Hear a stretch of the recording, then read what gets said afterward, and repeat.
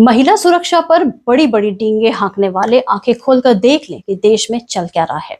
घंटों माइक पकड़कर महिलाओं पर भाषण देने वाले, बड़ी बड़ी होर्डिंग लगाकर महिलाओं के उत्थान पर बात करने वाले, जब महिलाओं पर ज्यादती होती है तो ये मुंह छुपाकर कहां भाग जाते हैं।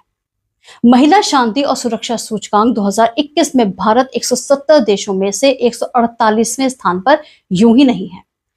चाहे मामला झांसी का हो, जहां पहले 3 साल की बुखार में जलते हुए मासूम बच्ची से रेप हुआ और अभी 48 घंटे भी नहीं बीते थे कि झांसी में ही 5 साल की मासूम के साथ दुष्कर्म का प्रयास का मामला सामने आया।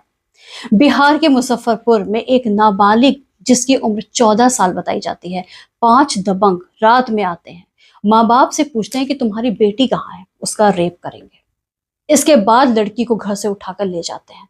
इसके बाद उन दरिंदों ने जो कहा वही किया। इस घटना के बाद से पूरे इलाके में हड़कंप मच गया। जिस तरह से नाबालिग की हत्या की गई, बताया जा रहा है कि सैकड़ों बार उसे चाकुओं से गोदा गया था। अब एक और खबर सुनिए। दिल्ली से उत्तराखंड जा रही एक रोडवेज बस में नाबालिग लड़की के साथ कई लोगों ने दुष्कर्म किया। नाबालिग से इस तरह की बर्बरता की गई कि उसकी मानसिक स्थिति ही खराब हो गई है। जानकारी के मुताबिक पीड़िता यूपी के मुरादाबाद की रहने वाली है। वारदात के बाद से ही नाबालिग की स्थिति बेहद खराब हो गई है। रिपोर्ट्स के मुताबिक लड़की 12 अगस्त को दिल्ली से आईएसबीटी से उत्तराखंड रोडवेज से देहरादून पहुंची थी। आधी रात के बाद दुष्कर्म का मामला सामने आया था। वही घटना को लेकर देहरादून एसएसपी ने कहा कि मेडिकल रिपोर्ट का इंतजार कर रहे हैं। 6 दिसंबर 2012 की रात को दिल्ली की सड़कों पर दौड़ती एक प्राइवेट बस में ऐसा जघन्य सामूहिक रेप कांड हुआ था जिससे भारत ही नहीं पूरी दुनिया को हिलाकर रख दिया था। इस केस के बाद उस वक्त की सरकार हिलकर रह गई थी। हिलकर ही नहीं रह गई थी बल्कि उखाड़कर फेंक दी गई थी। मगर आज इन्हें मणिपुर जब जल रहा था तब दिखाई नहीं दे रहा था, लेकिन आज बांग्लादेश दिखाई दे रहा है। एक बात याद रखिए, ना तो हिंदू खतरे में है और ना मुसलमान खतरे में है। खतरे में अगर कोई है तो वो हमारी और आपकी बेटी की जान खतरे में है। पश्चिम बंगाल में भी एक बेटी के साथ हैवानियत हुई। महिला डॉक्टर के साथ रेप और फिर हत्या कर दी गई, जिसको लेकर अब पद्म पुरस्कारों से पुरस्कृत 70 से ज्यादा डॉक्टरों ने प्रधानमंत्री नरेंद्र मोदी को चिट्ठी लिखकर मेडिकल क्षेत्र से जुड़े कर्मियों के खिलाफ बढ़ रही हिंसा पर चिंता जताई है। उन्होंने प्रधानमंत्री से इस गंभीर मुद्दे पर ठोस कार्रवाई करने की अपील की है। डॉक्टरों द्वारा लिखी गई चिट्ठी में डॉक्टरों और अन्य स्वास्थ्य कर्मियों की सुरक्षा मौजूदा कानूनों के तहत सुनिश्चित कराने की गुहार भी लगाई जा रही है।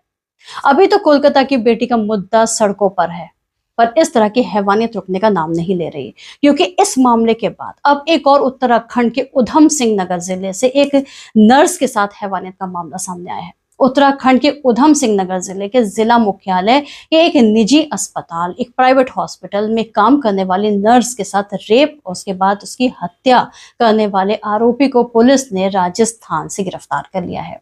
पुलिस ने आरोपी के पास से घटना में यूज किए हुए मोबाइल फोन, घटना के वक्त पहने गए कपड़े और जरूरी चीजें भी बरामद कर ली हैं। पुलिस ने आरोपी को कोर्ट में पेश किया, जहां से उसे जेल भेज दिया गया है। रुद्रपुर के प्राइवेट हॉस्पिटल में काम करने वाली एक महिला नर्स 30 जुलाई को ड्यूटी के बाद जब घर नहीं पहुंची, उसके बाद 31 जुलाई को वसुंधरा अपार्टमेंट बिलासपुर उत्तर प्रदेश निवासी नर्स की बहन ने रुद्रपुर पुलिस को लिखित शिकायत दी। पुलिस ने शिकायत के आधार पर गुमशुदगी दर्ज कर मामले की जांच शुरू कर दी। इसी दौरान उत्तर प्रदेश के बिलासपुर पुलिस को महिला का शव झाड़ियों से बरामद हुआ। बिलासपुर पुलिस ने शव का पंचनामा भरकर पोस्टमार्टम के लिए भेज दिया। पोस्टमार्टम रिपोर्ट में महिला के रेप के बाद गला दबाकर हत्या करने की पुष्टि हुई। इसके बाद रुद्रपुर कोतवाली पुलिस ने दोबारा से सक्रिय हुई और पुलिस ने घटना के आसपास के सीसीटीवी कैमरे की फुटेज को खंगालना शुरू कर दिया। सीसीटीवी कैमरे में फुटेज से लापता नर्स के पीछे पीछे संदिग्ध युवक चलता हुआ दिखाई दिया था। पुलिस पूछताछ में आरोपी ने बताया कि 30 जुलाई की शाम को उसने जब महिला को अकेले देखा तो उसकी नीयत खराब हो गई और फिर उसको जबरदस्ती झाड़ियों में लेकर चला गया। उसके बाद रेप का प्रयास किया और रेप के बाद उसने जब विरोध किया तो फिर उसका सिर सड़क पर पटक कर फोड़ दिया और फिर रेप करके उसकी चुन्नी से ही उसका गला दबाकर उसे मार दिया और शव को झाड़ियों में छोड़कर और फोन और उसके पर्स में रखे हुए 30,000 रुपए लेकर के वहां से भाग गया। पुलिस ने आरोपी के पास से घटना के दौरान पहने कपड़े, उसके मोबाइल बरामद कर लिए हैं। आरोपी धर्मेंद्र के आपराधिक इतिहास की भी जानकारी जुटाई जा रही है।